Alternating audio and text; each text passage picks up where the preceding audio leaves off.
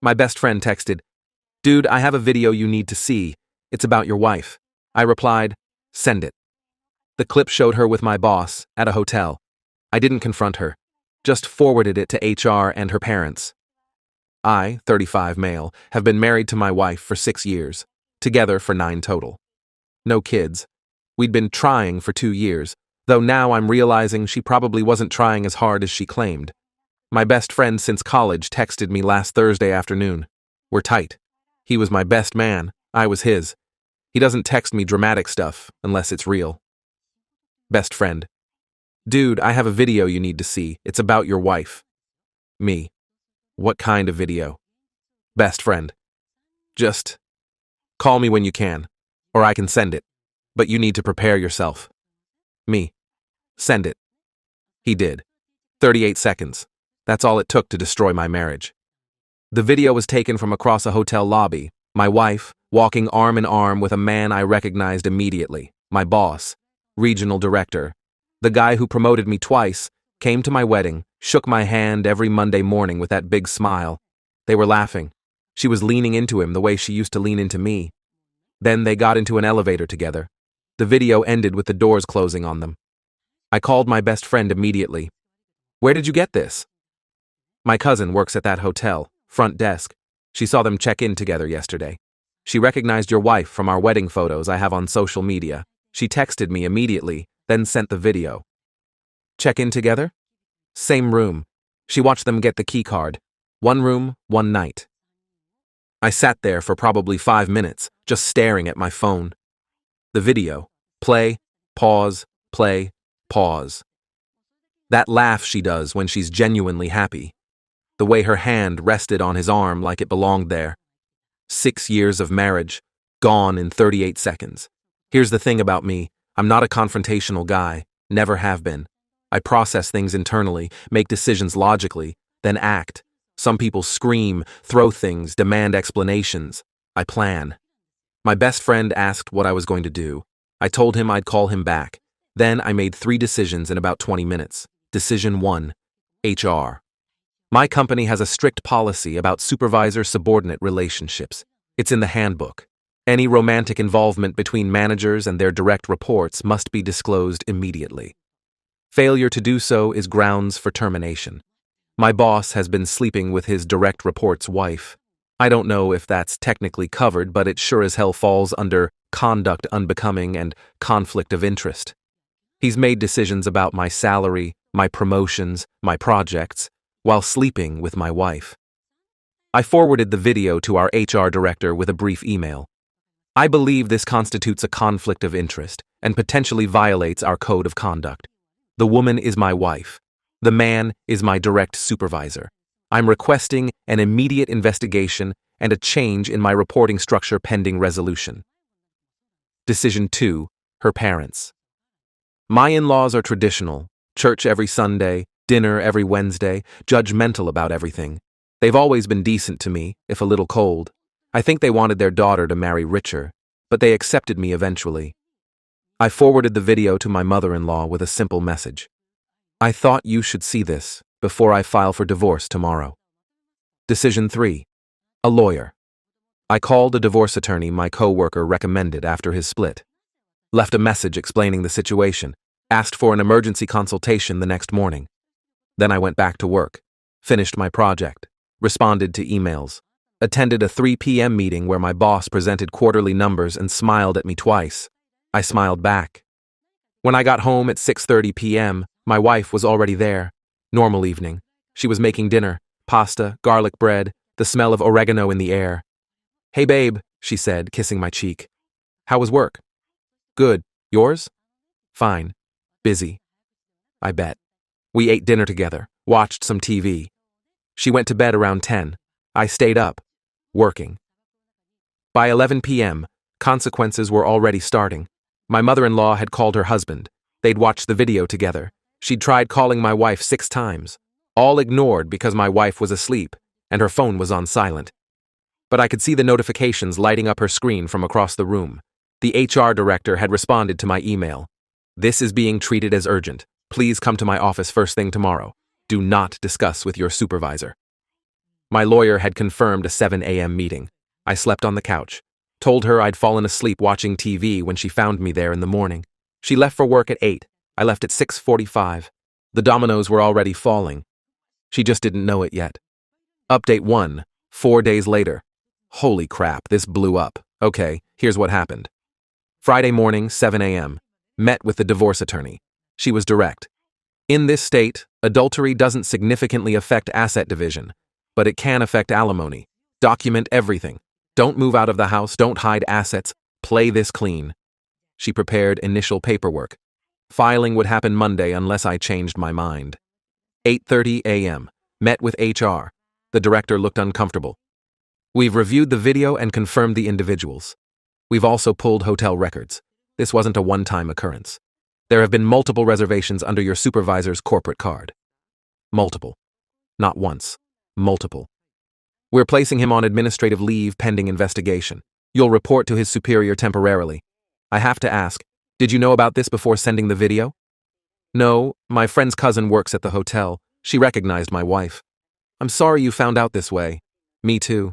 10 a.m. I got the first text from my wife. Wife. My mom keeps calling. Do you know what's going on? Me. You should call her back. Wife. Did something happen? Me. Just call her. By noon, the bombs had gone off. She called me at 12:47 p.m., crying hysterically. You sent that video to my parents? How could you do that to me? How could I? You're asking me how I could. It wasn't what it looked like. Let me explain. You checked into a hotel room with my boss. Multiple times, apparently. What explanation makes that okay? It just happened. I was unhappy. You've been so distant lately, and I've been distant because I've been working 60-hour weeks on a project for a man who's been sleeping with my wife. I'm done, wife. I'm filing Monday. She came home early. The confrontation was something. She burst through the door around 2 p.m. I was already there. Took a personal day. We need to talk about this. No, we don't. You can't just end 6 years over one mistake. One mistake? HR says there were multiple hotel bookings. Her face flickered. Caught. Those were work dinners. Work dinners that required a hotel room? Try again. It wasn't. We didn't always. Stop. I don't want details. I want a divorce. Then the entitlement started. You can't just walk away. We have a life together. The house, our friends, everything we've built. You should have thought about that before sleeping with my boss. He pursued me. I was vulnerable.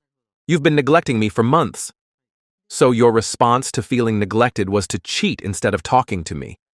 I tried to talk to you. You never listen. When? When did you try to talk to me about being unhappy? Silence. Because she hadn't. She'd just found someone else. That's what I thought. Her mother called while we were arguing. My wife answered, and I could hear the screaming through the phone. Her dad had apparently demanded she come home immediately to explain herself. Her younger sister, the golden child who could do no wrong, had seen the video and was devastated. After she hung up, she turned on me with pure venom. You ruined my relationship with my family. No, you ruined your relationship with your family. I just made sure they knew who they were dealing with. She stayed at a hotel that night. Couldn't even make this stuff up. Monday morning, filed for divorce. My boss was officially terminated for violation of company policies and breach of professional conduct. Apparently, the investigation found he'd used company resources for their affair. The corporate card for hotels, expensing client dinners that were actually dates with my wife. He's threatening to sue for wrongful termination. Good luck with that, buddy. My wife has retained a lawyer. She's claiming the house, half my retirement, and spousal support because she sacrificed career advancement for our marriage. She worked part-time by choice. I never asked her to. This is going to be a fight. Update 2, 2 weeks later. Okay, the entitlement has reached levels I didn't think possible. First, my wife moved back into the house. Her lawyer apparently told her not to leave the marital residence if she wants to claim it. So now we're living together while divorcing. Fun. She's been sleeping in the guest room. I'm in our bedroom. We communicate through lawyers for anything serious and through cold politeness for household logistics. But she couldn't just leave it at that. No, she had to escalate. Dirty trick 1. The false accusation. Last Tuesday, 2 officers showed up at my door. Apparently, someone had called in a domestic disturbance at our address. Claimed there was yelling, sounds of violence. The officers were professional but clearly skeptical when they found everything calm. I explained the divorce situation. They noted it down and left. I have a Ring doorbell. Pulled the footage. No disturbance, no yelling, nothing.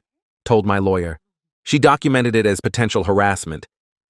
Dirty Trick 2, the character assassination. My wife's been talking to our mutual friends. She's spinning a narrative where I'm emotionally abusive and controlling, and she had to find comfort elsewhere. She's careful not to deny the affair. Too many people have seen the video, but she's positioning herself as the victim. Some friends have reached out to me confused. I've kept it simple. She cheated. I filed. That's all there is to it. I'm not playing the who can make who look worse game. But I lost a few friends over it. People who believed her version or who decided to stay neutral, which really means siding with her. It hurts. But it also clarifies who actually cares about me. Dirty trick number 3, the financial freeze. She convinced a judge to issue a temporary restraining order freezing our finances. Her argument, I might drain the accounts and leave her destitute. Projection. Much? My lawyer got it modified. Now neither of us can make major withdrawals without court approval. Fine by me. I have nothing to hide. But here's where it gets interesting. During financial discovery, her lawyer requested my bank statements, retirement accounts, everything. Standard. My lawyer requested hers. Turns out, my wife has a separate savings account her parents set up years ago. Nothing wrong with that, but she'd been contributing to it from our joint grocery money for months. Small amounts, $100 here, $200 there, adding up to about $4,000. Not huge, but definitely undisclosed, and definitely marital funds. Her lawyer argued it was separate property since her parents established it. My lawyer proved the recent deposits came from our joint account. Judge wasn't happy. Ordered full disclosure of all accounts. Warned her that any further hidden assets would affect the final division. She was furious. Blamed me for humiliating her in court. I'm sorry. Did I make you hide money? Did I make you lie about it? Then there was my boss. Former boss, I should say. He's not taking his termination well. He showed up at my office last week. Security stopped him at the door. He's banned from the property. But he was there long enough to cause a scene, yelling about how I destroyed his career and this isn't over. Police were called. He left. I filed a report. My lawyer loves this. Every unhinged action they take helps your case. His wife, by the way, found out about everything. They're divorcing, too. She reached out to me through social media, not to bond over our shared misery, just to say, I'm sorry this happened to both of us. Turns out he'd done this before, 3 years ago, with another subordinate's spouse. That woman chose not to report it. His wife had forgiven him then, not this time. I texted my best friend. Remember when you said you weren't sure if you should send that video? Thank you for sending it. He replied, brothers look out for brothers. Damn right. Final update, 6 weeks after filing. The divorce is finalized. Took longer than expected because she fought everything, but it's done. Here's how it shook out. The house. Sold. Neither of us could afford to buy the other out, and neither wanted to live there anyway. After paying off the mortgage, we split the equity roughly 50-50. She got slightly more because the judge factored in her reduced earning capacity during marriage. Whatever. I walked away with about $87,000. Retirement, split, 50-50. Lost about $120,000 of my 401k to her. That one hurts. 20 years of saving gone in an instant. Spousal support, 3 years, $1,400 a month. Her lawyer pushed for 5 years at $2,200. Mine argued she was capable of full-time work and had been voluntarily underemployed. Judge compromised. Still burns, but it could have been worse. Personal property. We split it. I kept my car, my tools, my electronics. She kept her jewelry, her furniture picks, her car. Petty arguments about who bought what weren't worth the legal fees. The dog. This was the one that actually hurt. We got him together 5 years ago. She fought for him, claiming she was primary caretaker. She worked part-time, so she fed him more often. Judge awarded her the dog. I cried in my car after that one. First time I cried through this whole thing. Total cost of my divorce, about $22,000 in legal fees, half my retirement, and 3 years of support payments totaling over $50,000. Expensive lesson. But here's the thing. I'm free. The consequences she faced. Her parents haven't spoken to her in weeks. Her mom calls me occasionally, apologizing for her daughter, asking about my well-being. It's awkward, but kind of sweet. They're good people who raised a daughter who made bad choices. Her friends largely abandoned her once the full story came out. Turns out, my husband was emotionally distant, doesn't hold up well when people learn you were sleeping with his boss for 8 months. Her affair partner, my former boss, is radioactive in our industry. Word got around about why he was fired. Companies don't like hiring executives who sleep with subordinates' spouses and expense the affairs. Last I heard, he's working at a much smaller company for significantly less money. His wife took him for everything in the divorce. Good for her. As for me, I'm renting a decent apartment. It's smaller than the house, but it's mine. No memories of her everywhere I look. Work is actually better. My new supervisor is straightforward, no weird power dynamics. The promotion I'd been waiting for came through last week. Apparently, the investigation revealed my former boss had been blocking me to prevent any disruption to his affair. Nice. The raise almost covers the spousal support payments. Almost. Dating? Not yet. My therapist says I need to process before jumping into anything new. She's probably right. The trust issues are real. My best friend came over last weekend with pizza and beer. We played video games until 2 a.m. like we used to in college. At one point he said, "You know this all started because my cousin recognized your wife at a hotel?" Yeah. She feels terrible about being the one to blow up your marriage. Tell her thank you, seriously. I'd rather know than live a lie. I did. She said you're welcome. Here's what I learned from all this. Pay attention to the small things. Looking back, there were signs. The phone always face down. The girls' nights that happened more frequently. The way she'd been distant during intimacy for months. I wrote it off as normal marriage stuff. It wasn't. Document everything. The video, the hotel records, the corporate card receipts, all of it mattered. Without proof, this would have been he said, she said. Don't try to win the divorce. Some people told me to fight for everything, drag it out, make her pay. That's not how divorce works. The only winners are the lawyers. I fought for fair, accepted reasonable, and got out as clean as possible. The anger fades. Slowly. The first few weeks I was running on pure adrenaline and rage. Now I mostly feel tired and sad. 6 years gone, but also relieved. The relationship was broken long before I knew about the affair. At least now I know why. Last thing, my wife, ex-wife, texted me yesterday. First direct contact since the finalization. I know you probably hate me, but I want you to know I'm sorry. Not for getting caught. For what I did. I don't expect forgiveness. I just needed to say it. I read it 3 times. Didn't respond. Some apologies come too late to matter. Some bridges, once burned, stay burned. I'm okay with that. To everyone asking if I regret sending the video to HR and her parents instead of confronting her privately first, no, not for a second. She had months to tell me the truth. She chose lies. I gave her the consequences she earned. That's not revenge. That's just reality. Time to build a new one. My fiancé announced, "I booked us on Cheaters reality show. Film crew follows you for a week starting tomorrow." I'd never cheated. I said, "Should be boring then." Then I called the show, volunteered her phone records instead, and they found her affair.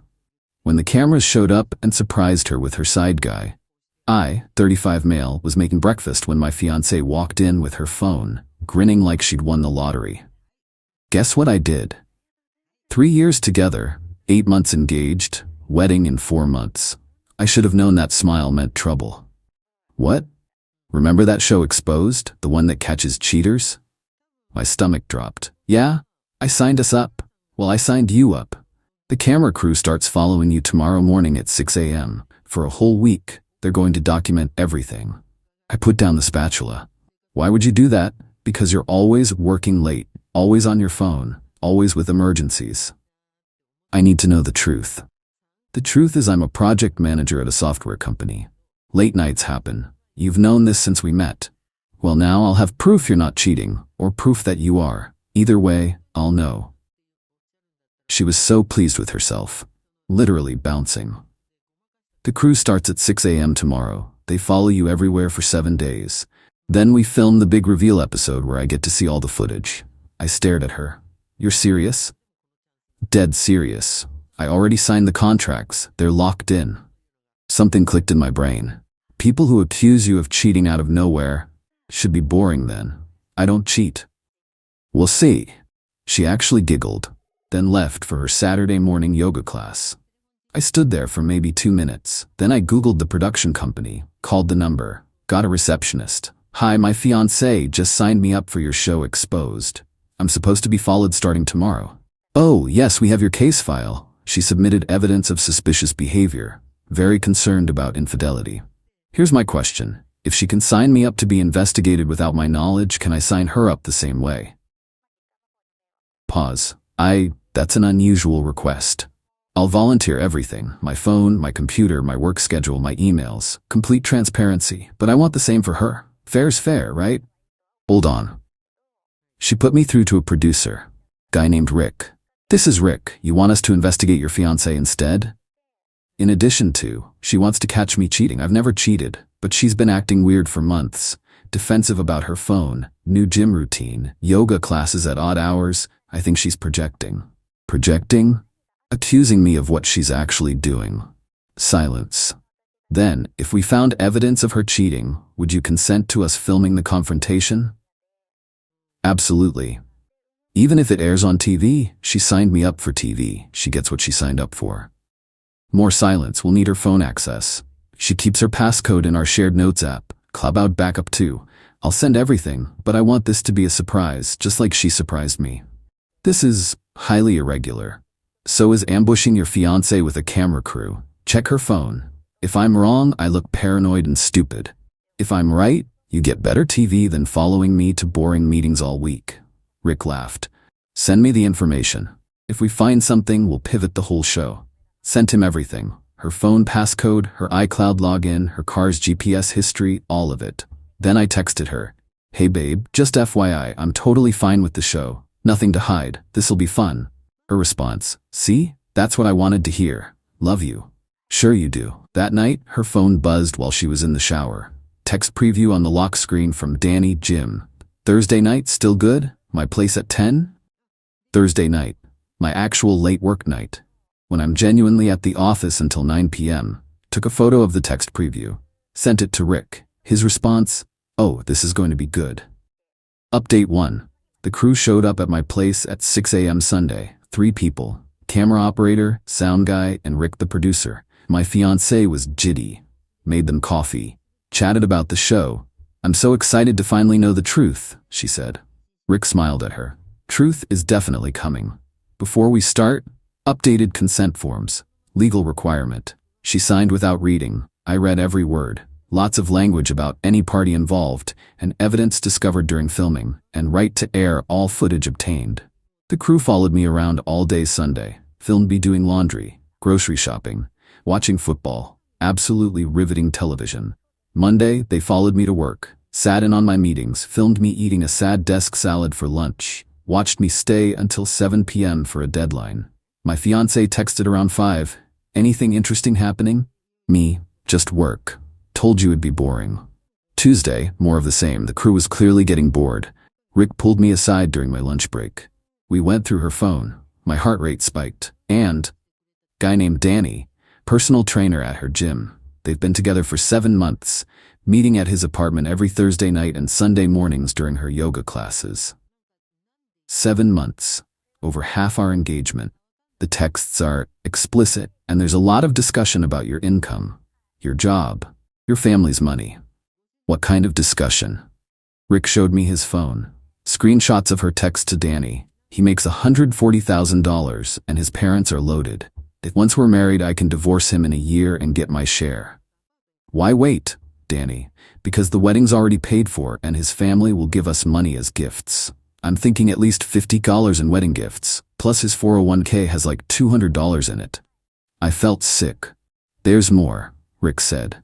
A lot more. We want to confront her Thursday night. At Danny's apartment. You up for it? What's the plan? We tell her we're filming B-roll of you working late. She thinks you're at the office. We set up at Danny's place. When she arrives, we're waiting. She'll lose it. Yes. Yes, she will. That's kind of the point. Wednesday, the crew followed me through another boring workday. My fiancé texted, "They're finding nothing, aren't they, lol?" Me, I told you, I'm boring. Her, well, the week's not over yet. Thursday came. I went to work like normal. The crew stayed behind to get establishing shots of our apartment. Around 9 p.m., Rick texted, "We're set up at Danny's. She's on her way. You coming?" Me, wouldn't miss it. I drove to the address.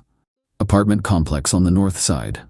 Danny's place was on the second floor. The crew was set up in the stairwell with cameras. Rick had one camera operator actually inside Danny's apartment with him. Danny had no idea what was coming. "How'd you get him to cooperate?" I asked. Told him we're filming a fitness segment. He thinks he's going to be on TV showing off his training techniques. At 9:47 p.m., her car pulled into the lot. Rick handed me an earpiece. "You'll be able to hear everything.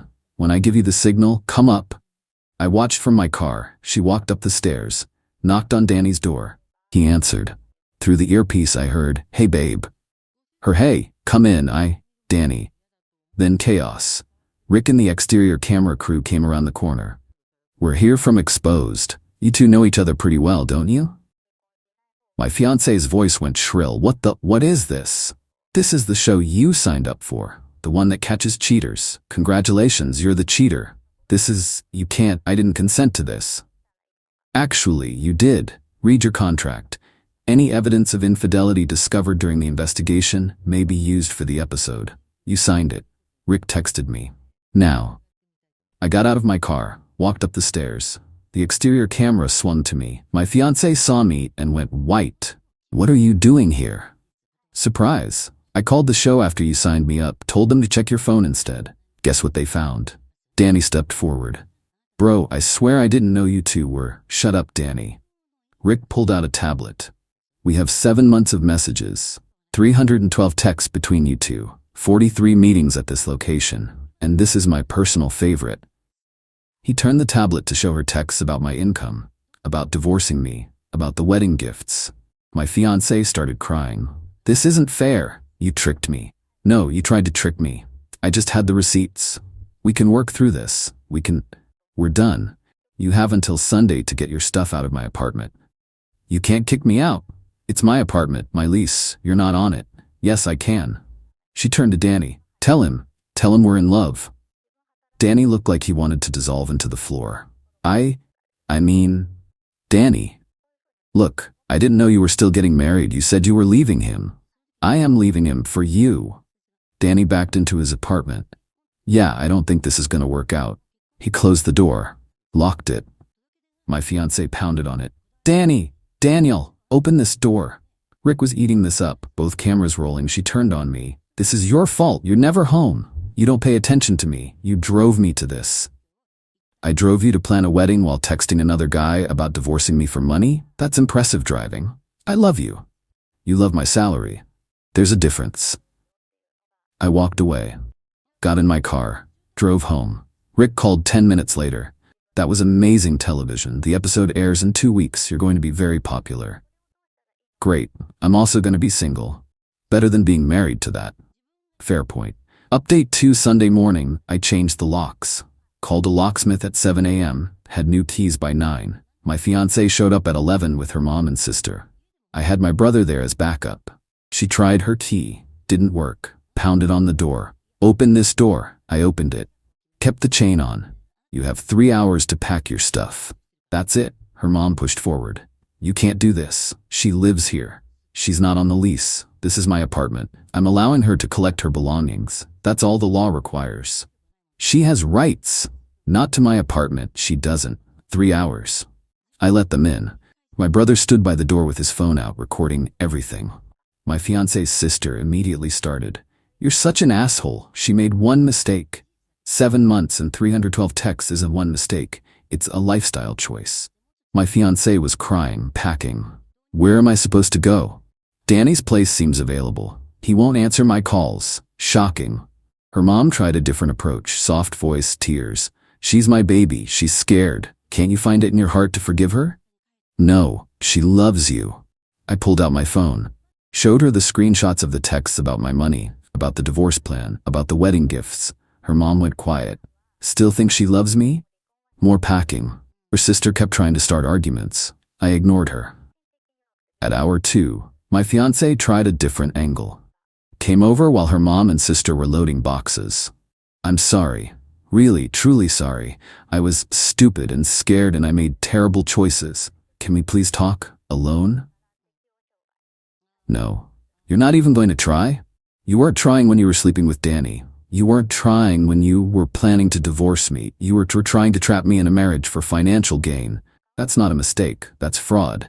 It wasn't fraud. I did love you. I got confused about Danny and my money. Don't forget my money. That featured heavily in your texts. That's not. I never meant. My brother called from the door. Time's up. Finish loading. They took the last boxes. My fiancé stood in the doorway.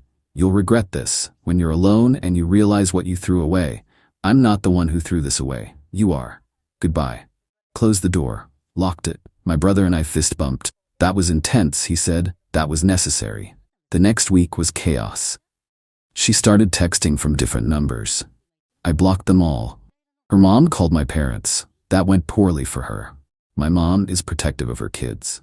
According to my dad, the conversation went, her mom, your son is being cruel and heartless. My mom, your daughter cheated on him for 7 months and planned to marry him for his money. Her mom, that's not, she was going to therapy, she was working on herself. My mom, she was working on someone named Danny at his apartment every Thursday.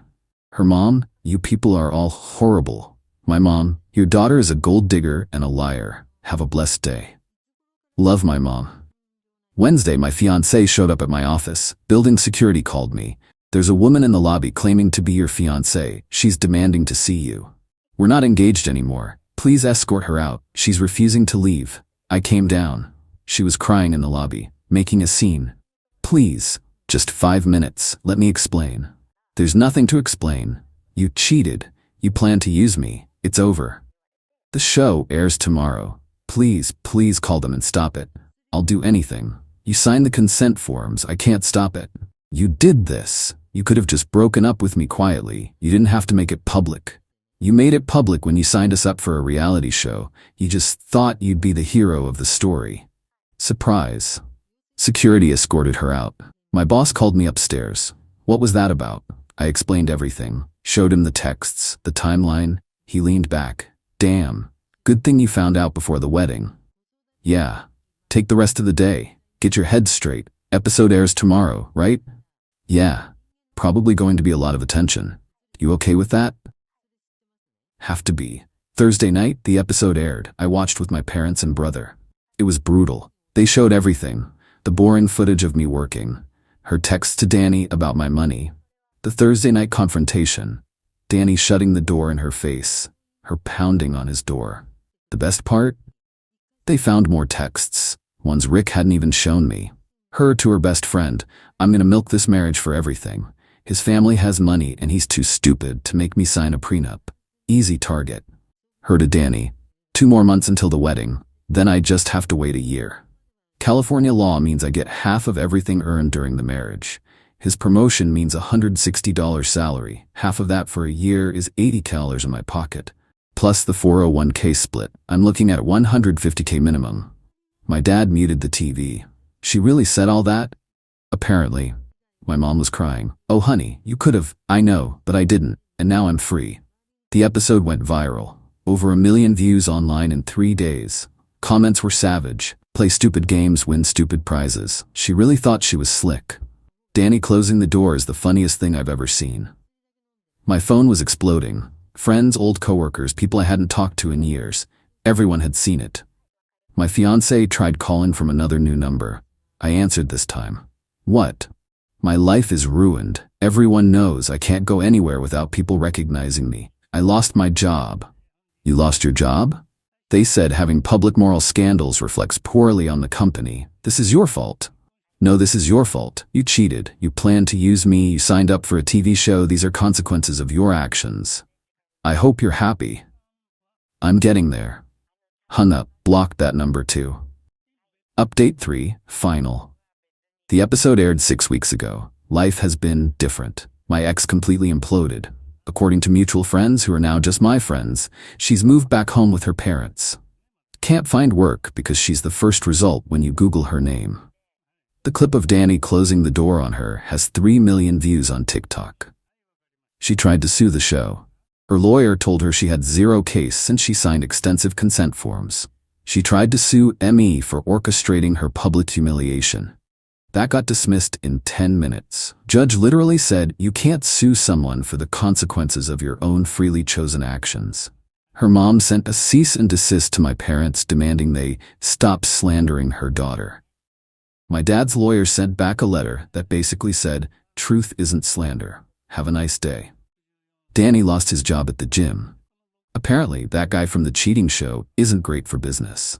Last I heard, he moved to another state. My ex tried to follow him there. He got a restraining order. The irony is delicious. The ring became a whole saga. It was $6,200. She refused to return it. My lawyer said I could pursue it, but it would cost more in legal fees than it was worth. I told him to send one letter demanding its return within 30 days or face small claims court. She sold it on Facebook Marketplace for $3,500 and sent me a photo as proof she didn't have it anymore. My lawyer included that in our file. Pretty sure that's going to hurt her if we ever end up in court again. Work has been surprisingly good. Got promoted 2 months after the episode aired. $18 raise. My boss said the whole situation showed grace under pressure and good decision-making skills. Who knew being publicly cheated on would help my career? The TV show wanted me for a Where Are They Now special. I declined. Had my 15 minutes. Don't need 30. Been on some dates. It's weird. Women either think the whole thing is hilarious and I'm brave, or they think I'm vindictive and went too far. No middle ground. Met someone at a friend's barbecue last month. She'd never heard of the show. When she Googled me later and found it, she texted, "Just watched your episode. Your ex is insane. Want to get coffee?" We've been seeing each other for 3 weeks, taking it very slow. She thinks the whole thing is wild, but appreciates that I protected myself. We'll see. My therapist, yes, I got one, says I have justified trust issues, but good boundaries. I'll take it. The wedding venue kept our $3,000 deposit. My ex demanded I pay her half since she contributed to wedding planning. I laughed and showed my lawyer the texts about her planning to divorce me for money. He sent her a letter suggesting she stop contacting me unless she wanted those texts filed in court as evidence of fraud.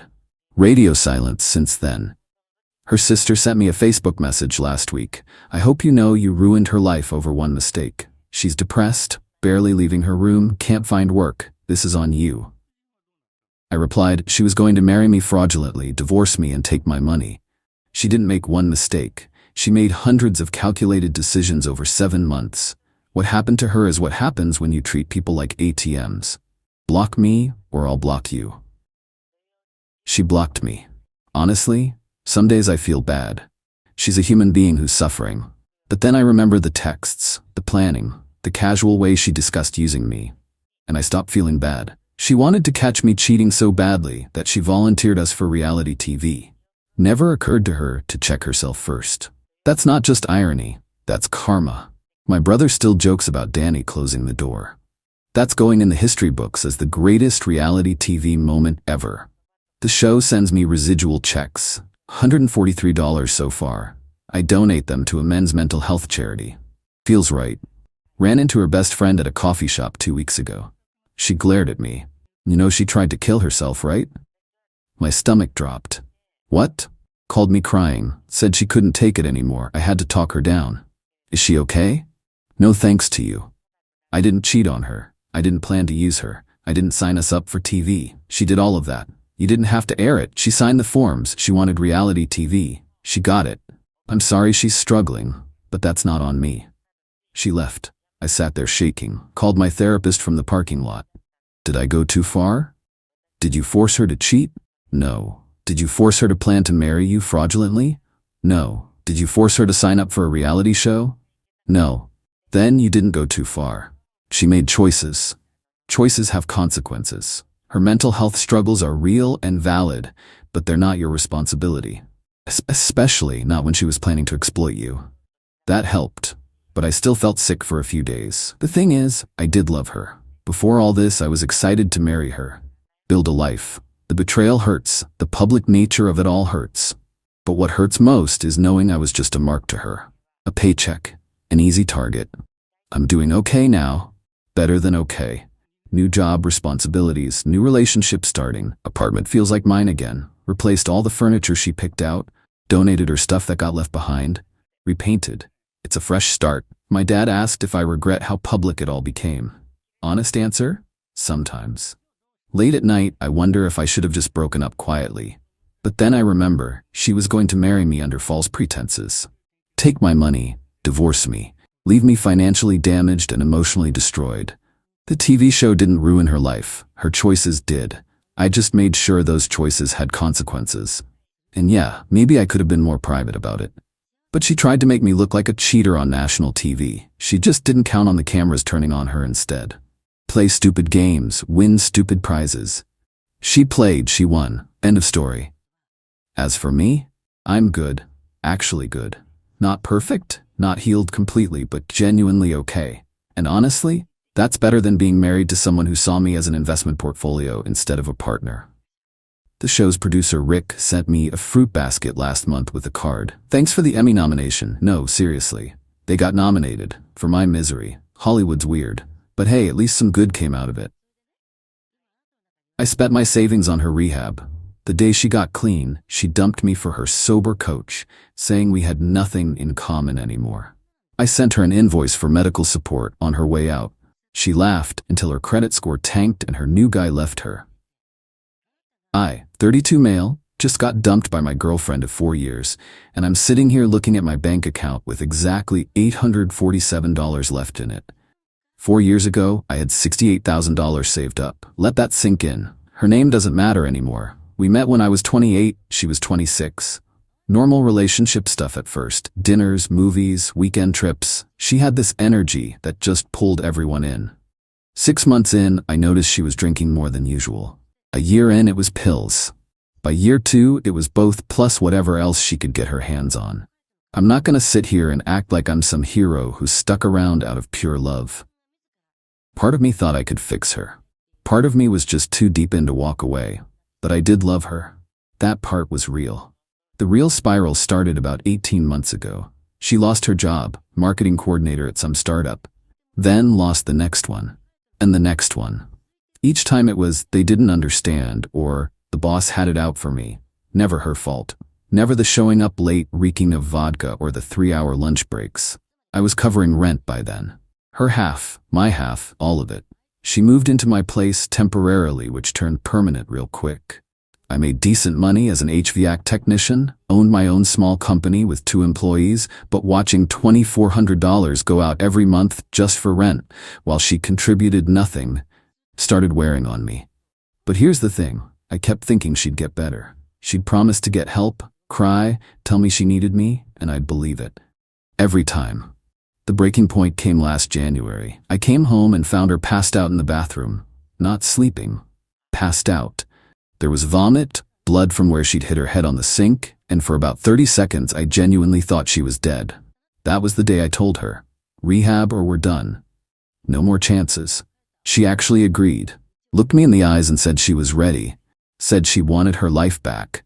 Said she wanted US back. The facility I found was one of those nice ones, you know, the kind that actually has a good success rate instead of just being a revolving door. It costs $32,000 for the 90-day program. My insurance wouldn't cover squat for her since we weren't married, and she had let hers lapse months ago. I paid it. Drained most of what was left in my savings. Told myself it was an investment in our future. She went in February 1st. For the first month, I could only talk to her once a week on supervised calls. She sounded good though. Hopeful. Said she was doing the work, going to all the group sessions, meeting with her counselor. I drove 3 hours each way every Sunday to visit during the approved visiting hours.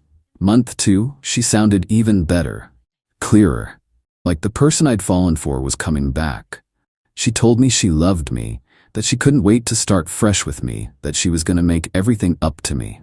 Her sober coach was assigned in week 8. This dude, let's call him Chad because of course he looked like a Chad, was part of their aftercare program. Helped clients transition back to normal life, accountability check-ins, that whole thing. She mentioned him once or twice. No big deal, right? She completed the program March 30th. I picked her up that day with flowers and everything. Took her to her favorite restaurant, the one she'd been talking about craving for 2 months. She seemed off. Distant. Kept checking her phone. We got back to the apartment around 8 p.m. I'd cleaned the whole place, bought new sheets, had sparkling cider in the fridge because obviously no alcohol. I thought we were going to talk about next steps. Maybe she'd thank me, maybe we'd just watch a movie and enjoy being together. Instead, she sat me down and said, "We need to talk." I knew. "You know how you just know? I've been doing a lot of self-reflection in there," she started. "And I've realized that we're just in different places now. I'm sober, I'm growing, I'm becoming who I'm meant to be. And you're still the same person you were." I just stared at her. I need to surround myself with people who understand my journey, people who are on the same wavelength. You've never struggled with addiction, so you can't really get it. "I paid $32,000 for you to get clean," I said. My voice sounded far away. She actually had the nerve to look annoyed. "And I appreciate that, but this is about my growth. I can't be held back by guilt or obligation. My therapist says that's toxic." "Your therapist or your sober coach?" Her face gave it away before her mouth could lie. "He gets it," she said quietly. "We connected on a deeper level. He's been where I am." Turns out they'd been texting for 3 weeks. Nothing physical, she swore, but she was moving in with him. He had a place about 40 minutes away. She'd already packed her stuff, what little she had, during the 1 hour I'd left her alone to pick up dinner. I asked her when she was planning to tell me. She said, "I'm telling you now." Before she left, I handed her an envelope. She looked confused. "What's this?" "Invoice," I said, "for medical support services rendered. $32,000 for rehabilitation program plus $28,000 for 18 months of living expenses, emotional support and crisis intervention services. Total, $60,000. Payment plans available." She literally laughed, like threw her head back and laughed. "You can't be serious, that's insane. You can't just invoice someone for being in a relationship." "Read the fine print," I said. I'd spent the 3 hours she was packing with my buddy who's a paralegal. "You signed a financial responsibility agreement when you moved in, agreeing to split costs. You haven't paid rent in 18 months. The rehab money was a loan, verbal agreement with witnesses. My sister had been there when we discussed it. And you're now in breach of that agreement." Her laugh died. "This won't hold up anywhere." "Maybe not all of it, but some of it will. And even if it doesn't, I'm still filing. Have fun explaining to your new boyfriend why you've got a legal claim following you around." She called me a manipulative asshole and left. Didn't even take the invoice with her. Just left it on the counter. That was April 1st. Yeah, April Fool's Day. Universe has a sense of humor. I didn't hear anything for a week. Then my phone started going off. Update 1. 3 weeks later. So it's been 3 weeks since the breakup, and holy hell, things have escalated. First off, I actually went through with filing the claim. Took the invoice, all the receipts I'd kept, and thank God I keep receipts for everything, bank statements showing the rent payments I'd made solo, and the text messages where she'd promised to pay me back when she got on her feet. To a lawyer. Cost me $400 for a consultation and to have him draft an actual demand letter. My lawyer said I had a decent shot at recouping at least the rent money, maybe 30 to 40% of the rehab costs, if I could prove it was discussed as a loan. Not perfect, but better than nothing. The demand letter went out April 10th. Certified mail, she had to sign for it. That's when her true colors really came out. April 12th, my phone started blowing up. Not from her, from her mom. 53 texts in 2 hours. I counted. The mom was going off. How dare I try to profit from her daughter's recovery? How dare I put a price on love? How dare I kick her while she's trying to build a new life? I was a narcissist, a financial abuser, a predator who took advantage of her daughter's vulnerable state. I replied once. I paid for her to get clean. She dumped me the day she got out for another guy. I'm recouping my losses. That's it. She sent me a voice memo, 8 minutes long, screaming about what a horrible person I was, how her daughter deserved better, how I was trying to ruin her fresh start. The irony of calling me horrible while defending her daughter abandoning me after I spent my savings on her wasn't lost on me. I blocked the mom. Should have done it sooner. Then my ex started texting. Not apologetic texts, threatening ones. You're going to drop this, or you'll regret it. My coach knows lawyers. You don't want to go down this road. This is harassment, and I can get a restraining order. I didn't respond. My lawyer said not to engage, so I didn't. April 15th, tax day, another fun date. I got a call from my biggest client, commercial property management company that I'd been doing HVAC work for over 3 years. They wanted to discuss some concerns. Turns out my ex had called them, told them I was financially unstable and going through a mental health crisis, and they might want to reconsider using my services. She didn't have their number before, which meant she'd gone through my office files during one of the times she'd stopped by to grab something she'd forgotten. My client was cool about it. Asked me what was going on. I gave him the Cliff Notes version. He said, "Sounds like you dodged a bullet." And that was that. But the fact that she'd tried to mess with my livelihood, that was a new low. I documented it. Screenshot of her number in my call log, the timeline, everything. Sent it to my lawyer. He added it to the file. April 18th, I found out through a mutual friend that she and the sober coach were posting all over social media about their beautiful new beginning and finding real love in recovery. There was even a photo of them at some recovery event, his arm around her, both of them smiling like they just won the lottery. The mutual friend sent me the photos. I didn't ask for them, but I looked. Not gonna lie, it stung. Not because I wanted her back, but because I'd given up so much, and this was what I got for it. But then, I noticed something in one of the photos. They were at a restaurant, a nice one, and she was wearing new clothes, stuff I'd never seen before, designer purse on the table. Meanwhile, I'd been eating ramen and eggs to rebuild my savings. April 22nd, her mom texted from a different number. Somehow got through before I could block it. "You need to stop this legal nonsense. She doesn't have the money to pay you. You're gonna make her relapse." That one actually made me laugh. I'm gonna make her relapse? By asking for my money back after she ditched me? I blocked that number too. April 25th, the real fun started. I got a notice that my ex was disputing the loan claim. She'd hired a lawyer, wonder where she got the money for that, and was arguing that the rehab payment was a gift given freely within the context of a romantic relationship and that she had no legal obligation to repay it. My lawyer wasn't surprised, said it was expected. We had our response ready. But here's where it gets interesting. My paralegal buddy did some digging, totally legal public record stuff, and found out that the sober coach, he'd been fired from 2 previous facilities for boundary violations with clients. Nothing criminal charged, but enough of a pattern that he couldn't work at legit places anymore. He was running his own private coaching practice now. No certifications, no licenses, just a website and a convincing story. I didn't do anything with that info yet, but I kept it in my back pocket. May 1st, exactly 1 month after she left, I got served with papers. She was filing a restraining order against me for financial harassment and stalking. Her evidence? The demand letter and the lawsuit. That was it. No actual stalking, no contact outside of legal channels, nothing. Just me trying to get my money back through proper legal means. My lawyer said it was an intimidation tactic and would get thrown out. He was right. Hearing was May 8th. Judge took one look at the facts and dismissed it. Told her that legal proceedings don't constitute harassment. She was there with the coach. He stood up and tried to argue with the judge.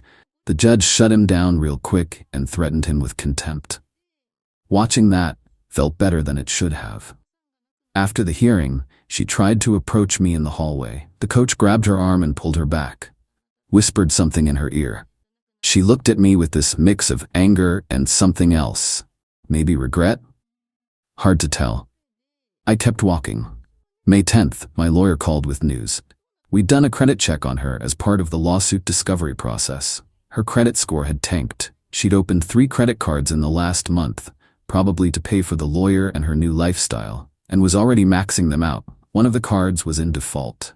She'd missed the first payment. My lawsuit was now officially on record with the court, which meant it was showing up on her credit report as a legal claim against her. Even if I didn't win, it was sitting there, dragging her score down. I won't lie, that felt like a small victory. Update 2. 2 months later. It's been almost 3 months total now since she walked out, and if I told you how this has all played out, you'd think I was making it up. But I've got receipts for all of it. So last update, things were heating up legally. The restraining order got tossed, her credit was tanking, and she'd hired a lawyer to fight my claim. Here's what happened next. Mid-May, things went quiet for about a week. No texts from burner numbers, no contact, nothing. I should have known it was the calm before the storm. May 20th, I got a call from my insurance company. Someone had filed a claim saying I'd caused property damage to an apartment. Not my apartment, her new apartment with the coach. They said I'd broken in and destroyed personal belongings. I was at a job site 2 hours away when this supposedly happened.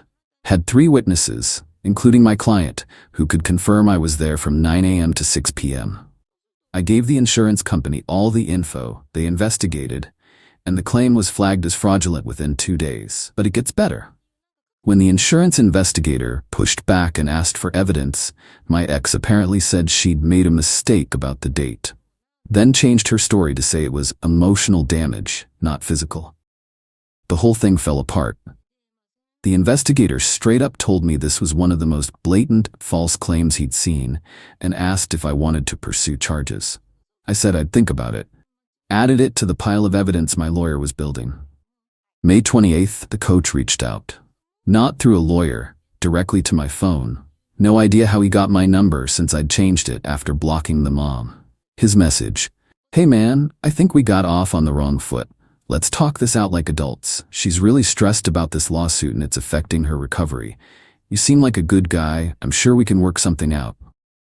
I showed my lawyer. He laughed and said, "They're getting desperate. Don't respond." I didn't. June 3rd, I got served with another lawsuit. This time, she was suing me for emotional distress and defamation of character. Her claim was that by filing the lawsuit, I was publicly damaging her reputation in the recovery community and causing her severe emotional harm that threatened her sobriety. The dollar amount she wanted? $75,000. My lawyer called it a SLAP suit, strategic lawsuit against public participation. Basically a BS lawsuit designed to drain my resources and get me to drop my claim. Two can play that game. We filed a motion to dismiss and a countersuit for legal fees and frivolous litigation. My lawyer was pissed on my behalf, which, honestly, felt good. It's nice when someone else is angry for you. While all this legal stuff was brewing, I heard through the mutual friend grapevine that things weren't going great in Paradise. The coach's private practice? Turns out he was running it out of his apartment and had maybe 4 clients total. Not exactly a thriving business. My ex had apparently thought he was more successful than he was. She'd been job hunting but couldn't land anything. Between her spotty work history and the lawsuit showing up on background checks, she was getting rejected left and right. The few interviews she did get, she'd mention wrongful legal action being taken against her, and that ended the conversation real quick. June 15th, her credit cards started getting declined. The mutual friend saw it happen at a coffee shop. She tried to pay, card declined, tried another one, also declined. She'd hit her limits and couldn't make the minimum payments. Her credit score was now in the low 500s. My lawsuit, the defaulted cards, the fraudulent insurance claim, all of it was stacking up on her credit report like a house of cards built out of terrible decisions. June 20th, I got a call from my lawyer with interesting news. Remember how I mentioned the coach got fired from 2 facilities? Turns out there was a 3rd incident we didn't know about. A former client of his had filed a complaint with the state licensing board for addiction counselors. He'd never actually been licensed. He'd been working under someone else's supervision and got fired before he could get his own credentials. Everything he was doing now, the coaching, the counseling, all of it, was technically illegal. My lawyer asked if I wanted him to forward this info to the state board. I said absolutely. One anonymous tip later, the coach was under investigation. June 25th, the coach called me again. This time, he wasn't friendly. "You need to back off, man. This is getting out of hand. She's not doing well and you're making it worse." "She dumped me the day she got out of rehab that I paid for," I said. "I'm just trying to get my money back." "You're being vindictive. This isn't about the money. You're trying to punish her." "If I wanted to punish her, I'd do a lot more than file a civil suit. I want my $60,000 back. That's it." "She doesn't have it." "Then she shouldn't have accepted it in the first place." He hung up on me. July 1st, her SLAPP suit got dismissed. The judge said her claims were baseless and awarded me $8,500 in legal fees. She had 30 days to pay. Spoiler, she didn't pay.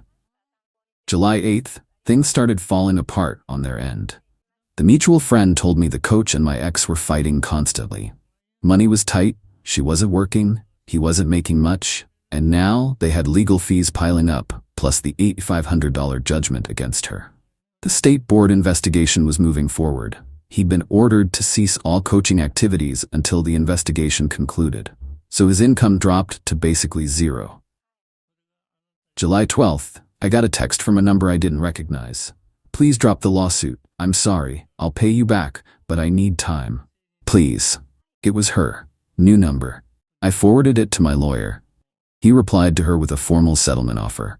$50,000 paid over 5 years, starting with $5,000 within 30 days, or we proceed to trial and I pursue the full amount plus legal fees. She asked for a week to think about it. July 18th, the mutual friend dropped a bombshell. The coach had kicked my ex out, told her she was too much drama and he couldn't risk his career, what was left of it, being associated with her anymore. The guy who'd been posting about beautiful new beginnings and finding real love had dumped her the second things got hard. Karma's a trip, isn't it? She moved in with her mom.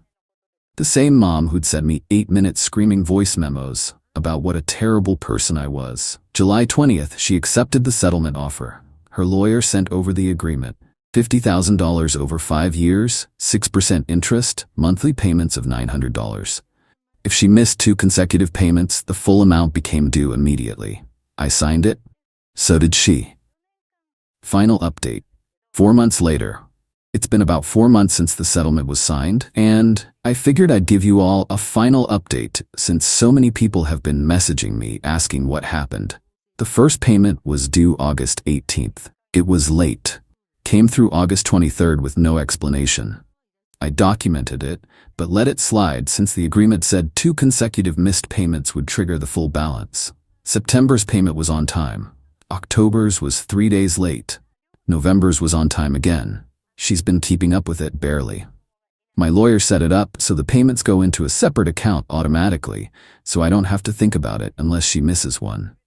As for me, I'm doing okay. Not great, not terrible, just okay. My savings are slowly rebuilding.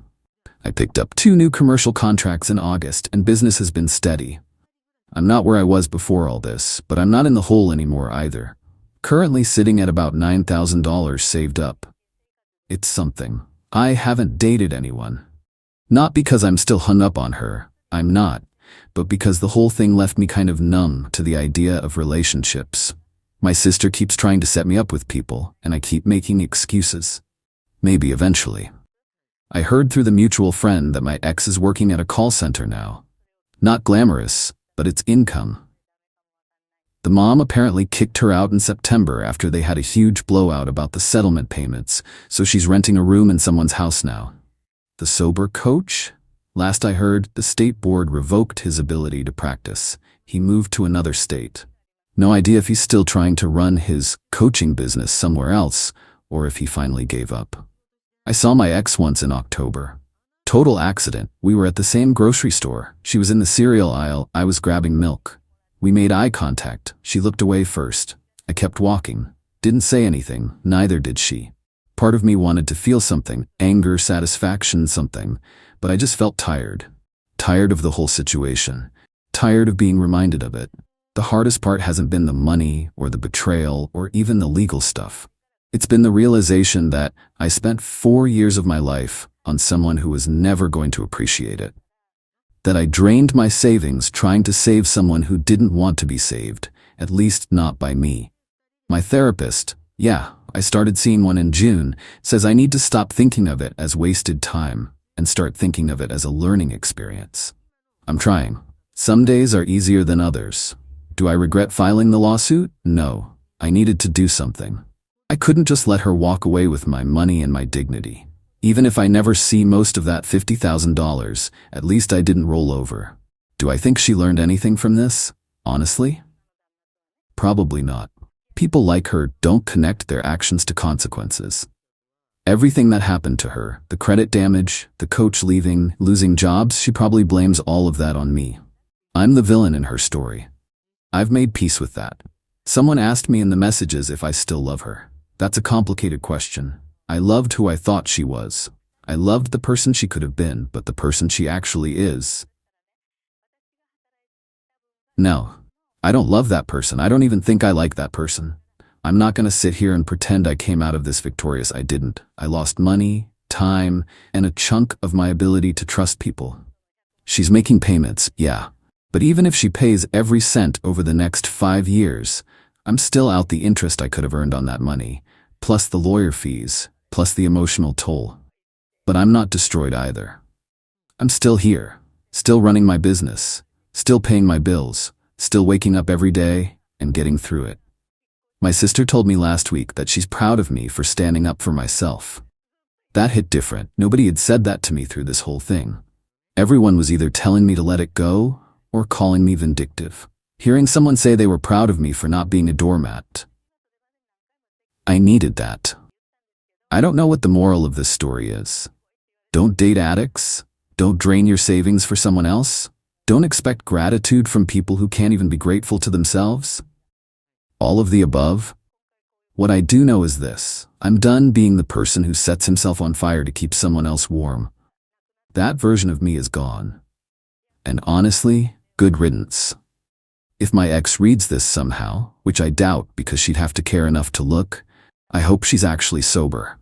I hope she's actually doing the work. Not for me, but because addiction is hell and nobody deserves that. But I also hope she thinks about what she did every time she makes that $900 payment. I hope she remembers that actions have consequences. And I hope the next person she meets is smart enough to set better boundaries than I did. As for me, I'm going to keep rebuilding, keep working, keep going to therapy, keep putting one foot in front of the other. Some days that feels like enough, some days it doesn't, but it's what I've got and I'm working with it. That's the update. That's where I'm at. Not a fairy tale ending, not a revenge fantasy, just reality.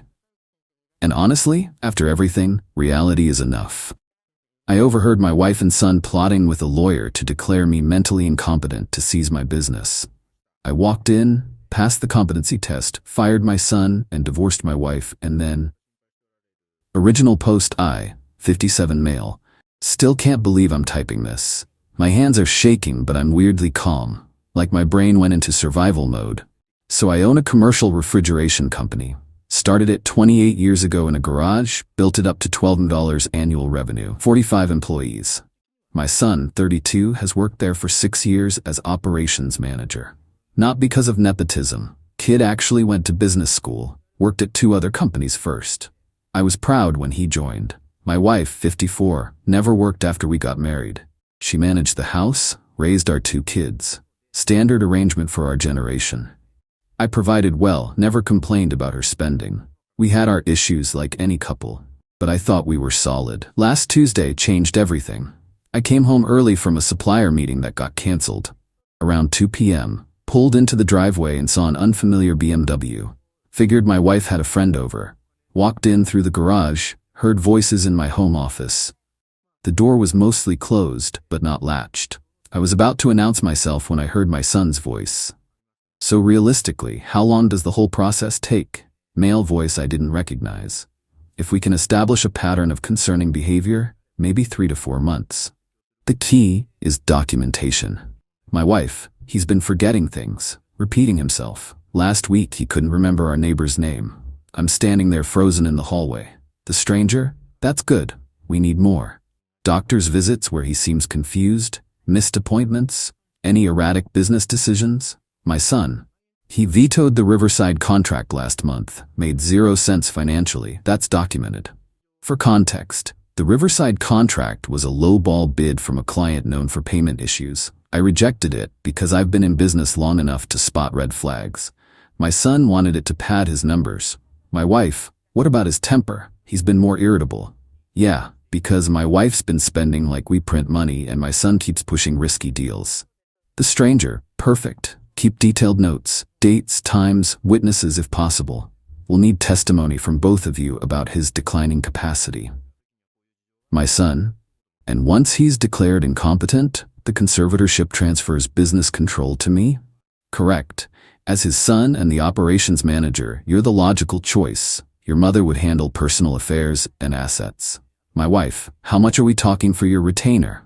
$25,000 to start, but considering the business valuation, it's a worthwhile investment. I walked in. Just opened the door and stood there. The lawyer, this slick-back corporate type in a $2,000 suit, went pale. My wife jumped like she'd been electrocuted. My son at least had the decency to look sick. Meeting going well? My voice came out steady. Nobody spoke. The lawyer started shoving papers into his briefcase.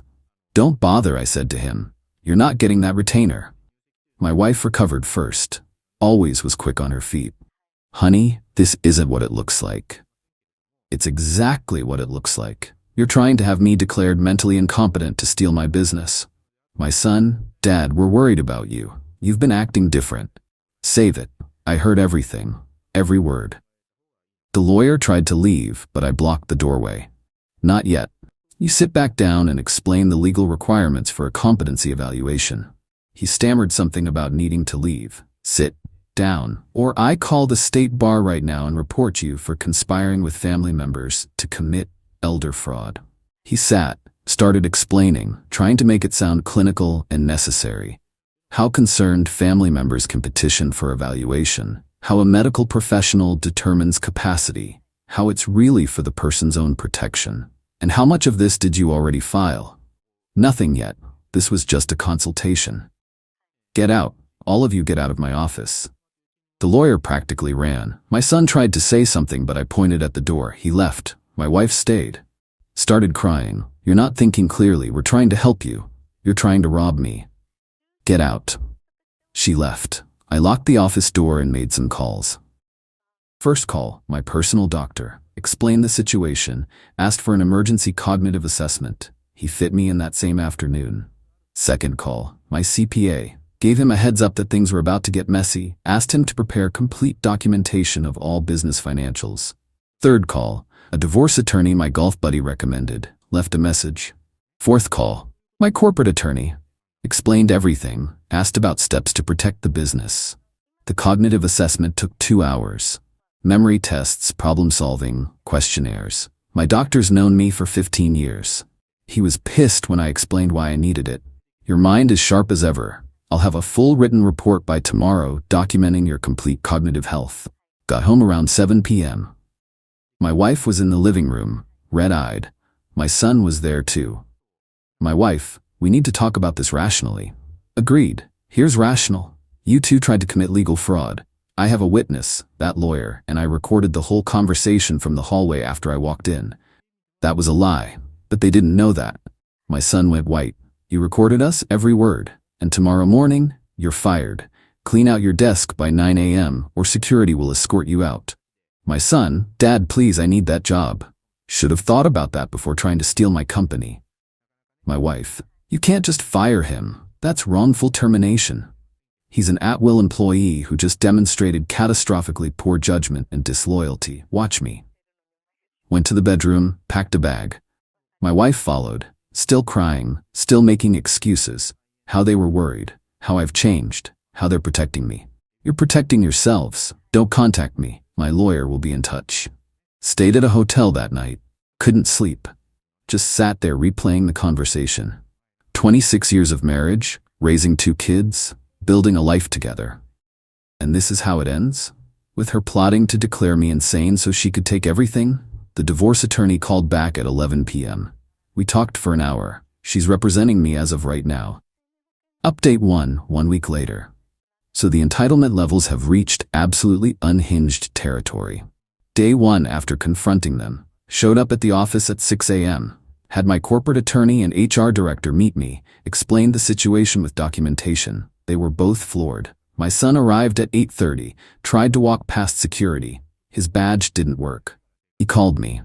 I didn't answer. Security gave him a box and supervised while he cleaned out his desk.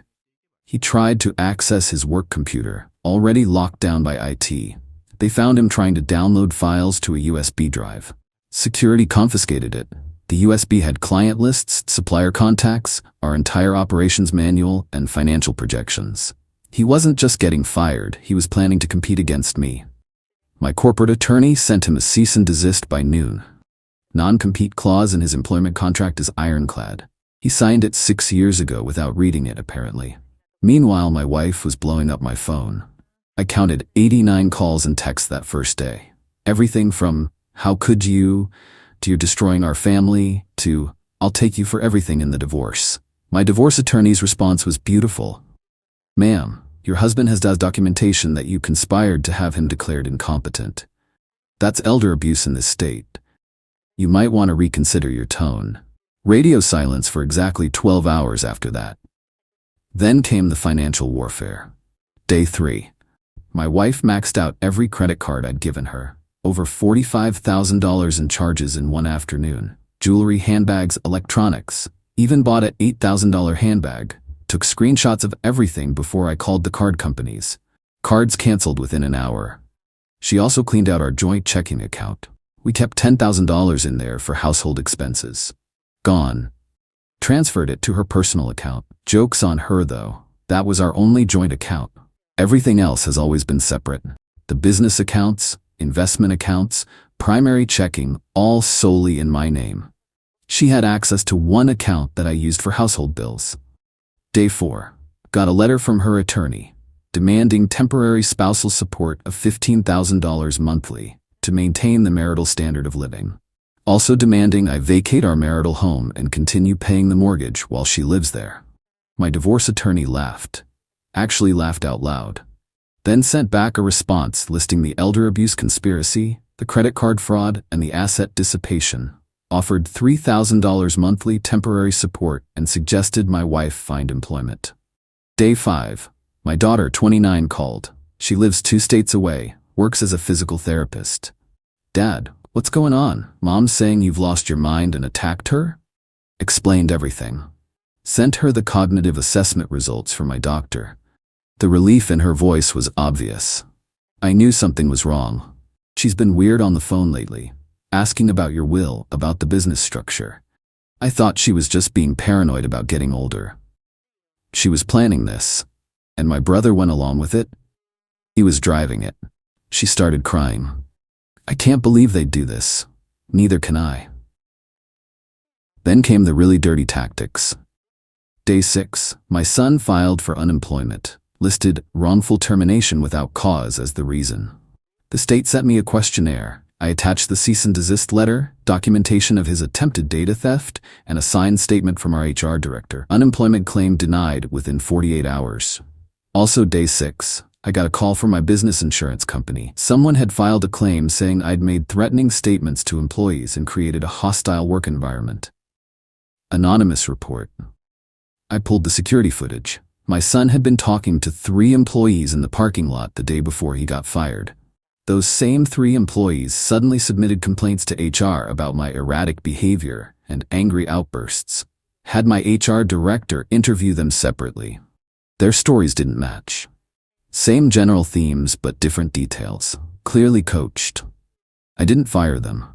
Instead, I gathered the whole company for a meeting, explained that I'd fired my son for cause, that some false reports had been made, and that anyone who participated in making false statements should reconsider their employment choices.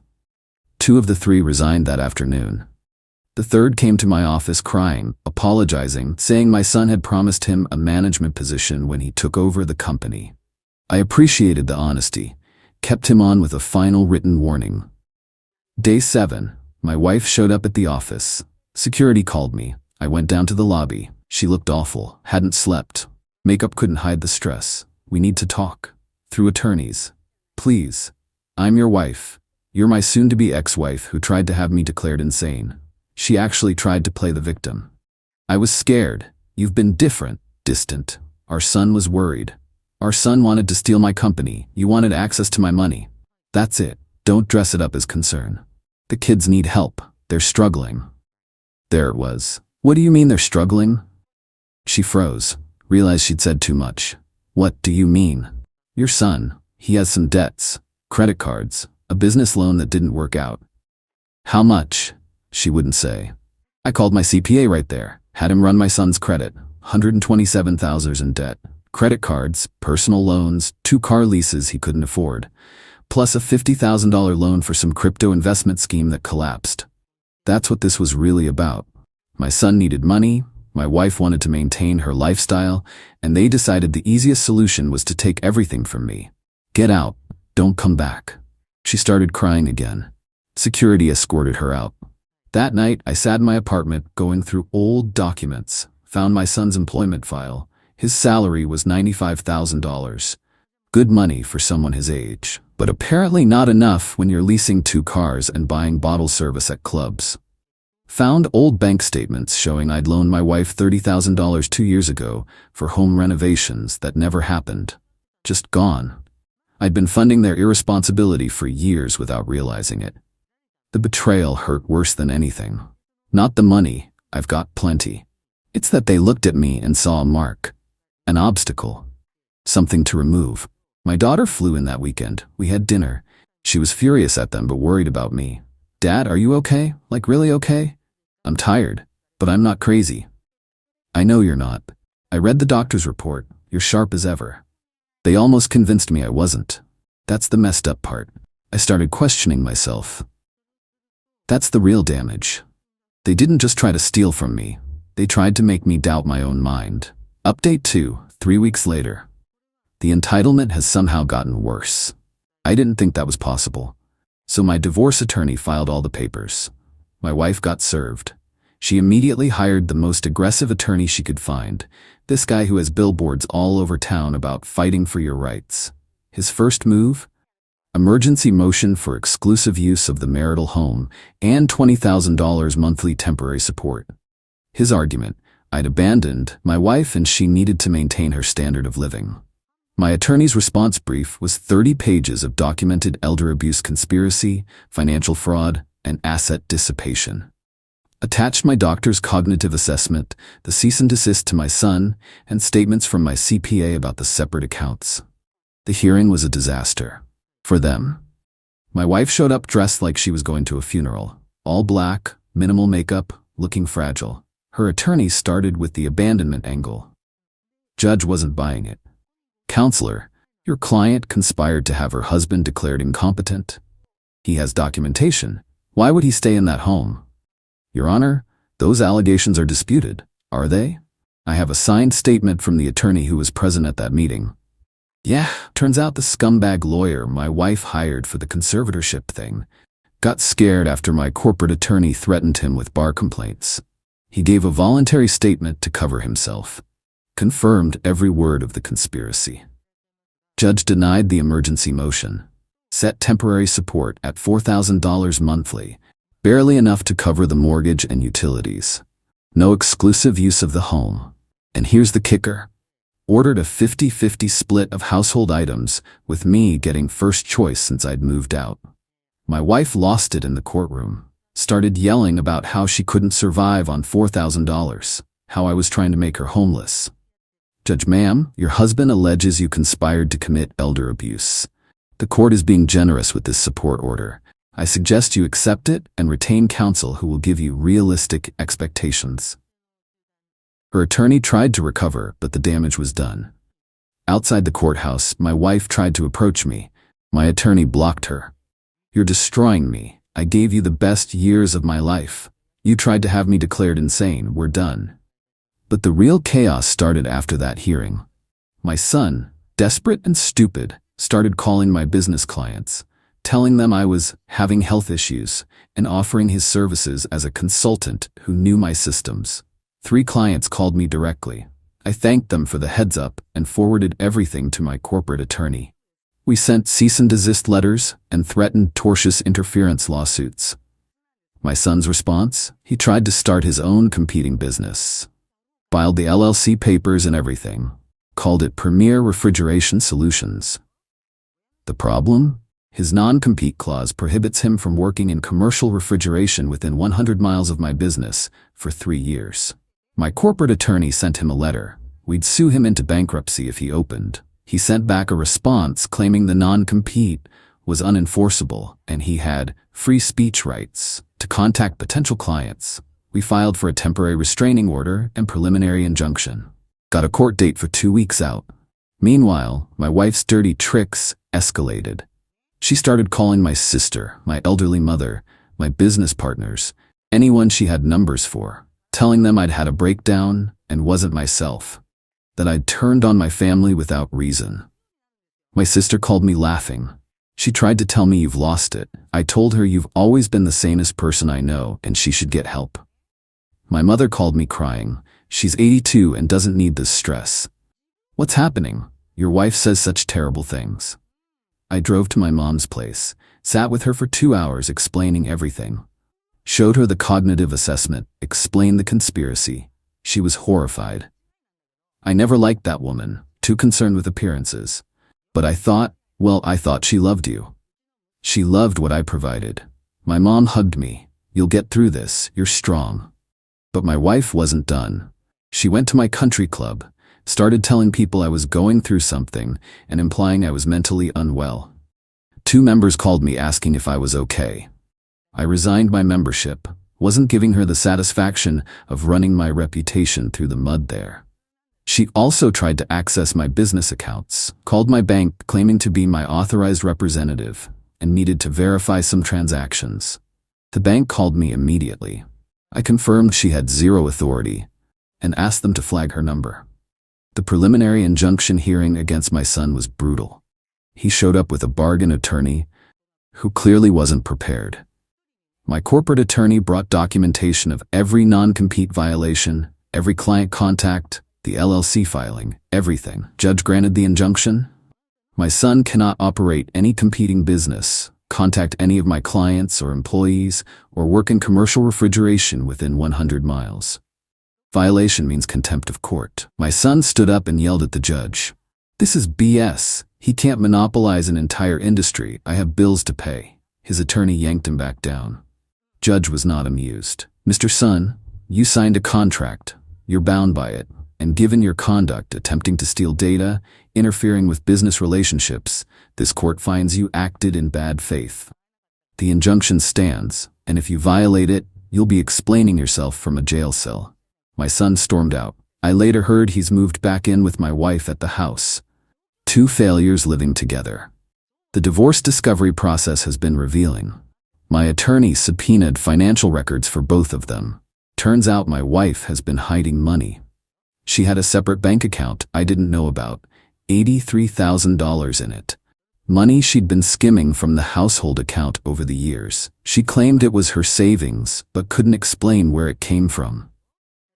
My attorney is arguing it's marital property that she fraudulently concealed. Also found out she'd been taking cash advances on the credit cards for months before I caught the conspiracy. Over $25,000 in cash advances. No explanation where that money went. My son's financial records are even worse. The $127,000 debt I mentioned? It's actually $180,000.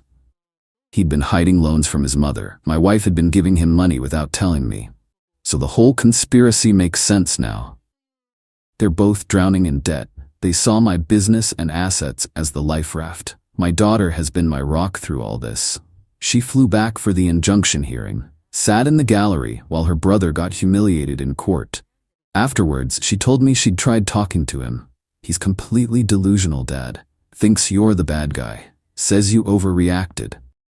That they were just exploring options for your care. They were planning to commit fraud. I told him that. He hung up on me. Last week I got a letter from my son, handwritten, bizarre. It started normal, apologizing, saying he made mistakes. Then it got weird. He started blaming me for his failures. Said I never believed in him. Said I held him to impossible standards, that I set him up to fail by making him work for the business.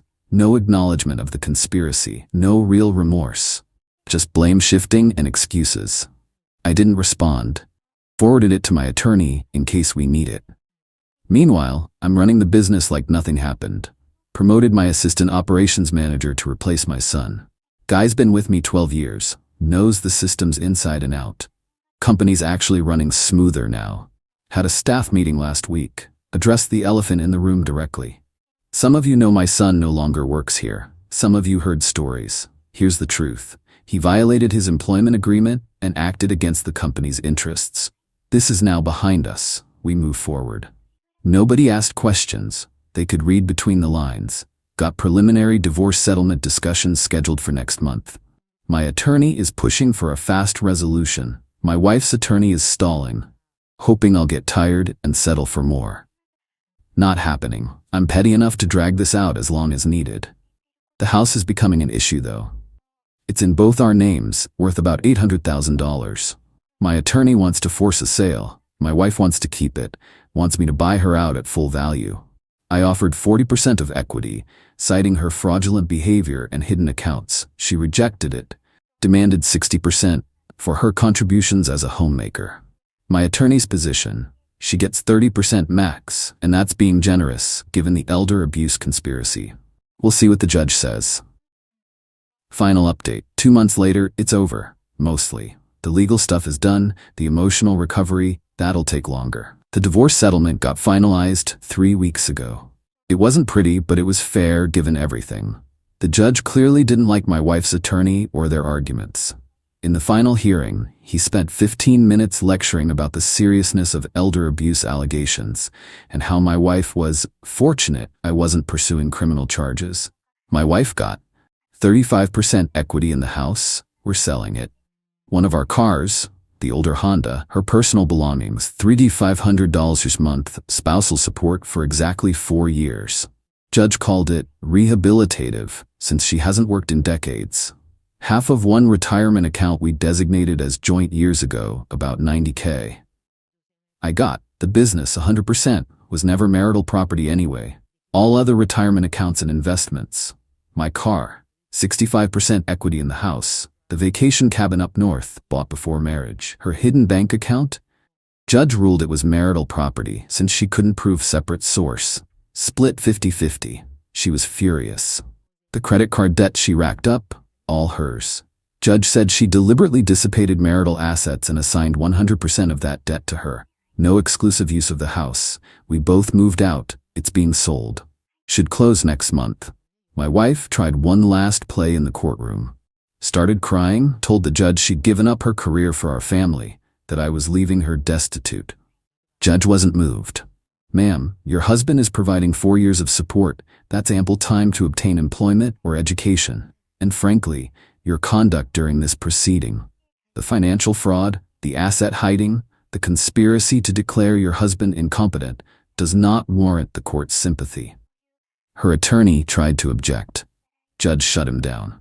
Counselor, your client conspired to have her husband declared mentally incompetent to seize his business. She then maxed out credit cards, hid money, and attempted to manipulate the court. She's receiving far more consideration than she deserves. We're done here. That was that. Papers signed. Marriage over. My son's situation got even messier. 2 weeks after the injunction, he violated it. Started working as a consultant for a competing refrigeration company 80 miles away. Thought he was outside the radius. He wasn't. My corporate attorney found out within days. We filed contempt charges. The contempt hearing was short. My attorney presented evidence, emails, text messages my son had sent to employees trying to poach them, social media posts about his new consulting role. Judge was livid. Mr. Son, I warned you. You signed an agreement. You're bound by it. My son tried to argue financial hardship. I have bills, Your Honor. My father cut me off. Your father fired you for cause after you attempted to steal from his company. Your financial situation is a consequence of your own choices. Judge held him in contempt. $500 fine per day until he ceased all work with the competing company, plus $15,000 in attorney's fees payable to me. My son quit the consulting gig the next day. Last I heard, he's working at an auto parts store. $16 an hour. The karma is pretty satisfying, not gonna lie. My daughter and I are closer than ever. She's been my lifeline through this nightmare. We talk almost daily. Last week, she asked if I was angry. Not anymore. Mostly just sad. Sad that your brother chose money over family, that your mother chose comfort over integrity. They made their choices, Dad. Yeah, and now they're living with the consequences. My daughter paused. Are you gonna forgive them eventually? I thought about it. I don't know. Maybe someday, but forgiveness doesn't mean reconciliation. They showed me who they really are. The business is thriving. Revenue is up 8% this quarter. Turns out my son's strategic vision was actually holding us back. My new operations manager is excellent. I promoted 3 people, hired 2 new technicians, and we're bidding on a major hospital contract that could double our institutional client base. Life is different, quiet. I live alone in a downtown apartment, cook my own meals, do my own laundry. It's peaceful in a way my marriage never was. I'm not dating. Not interested yet, maybe eventually. My therapist says I'm processing trauma, that having people you trust betray you leaves deep scars. We're working through it. Some final thoughts on the whole nightmare. My wife never apologized. Not once. In her mind, she was justified. I was the villain for overreacting to their reasonable concerns. My son sent one text after the contempt hearing. Hope you're happy. You destroyed your own family. I blocked his number. The hardest part wasn't the legal battles or the money. It was realizing my marriage was a lie, that my wife saw me as a resource, not a partner. That my son viewed me as an obstacle, not a father. You spend decades building a life with someone. You trust them with everything, your dreams, your fears, your vulnerabilities, and then you find out they'd throw you away the second it benefited them. That's the real theft, not the attempted fraud, the stolen years. But here's what I learned. Trust your instincts. When something feels wrong, investigate. Don't let people gaslight you into doubting your reality. I almost dismissed what I overheard, almost convinced myself I misunderstood, almost let them explain it away. If I had, I'd be in conservatorship right now. My son would control my business, my wife would control my assets, and I'd be sitting in some facility being told my own thoughts weren't valid. So yeah, I'm okay with how I handled it. Was it ruthless? Maybe, but they tried to destroy me. I just defended myself. Last thing, my mother asked me if I regret anything. I regret marrying someone I didn't really know. I regret not seeing who my son was becoming, but I don't regret defending myself. She nodded. Good, you did the right thing. That's enough for me. The house closes in 2 weeks. I'll get my equity check. Probably buy a smaller place, something easier to maintain. My daughter's visiting next month. We're planning a trip, nothing fancy, just us hanging out, rebuilding what family means. As for my wife and son, I don't wish them harm, but I don't wish them well either. They made their choices. They can live with the consequences. I'm finally free, and honestly, that's worth more than any settlement.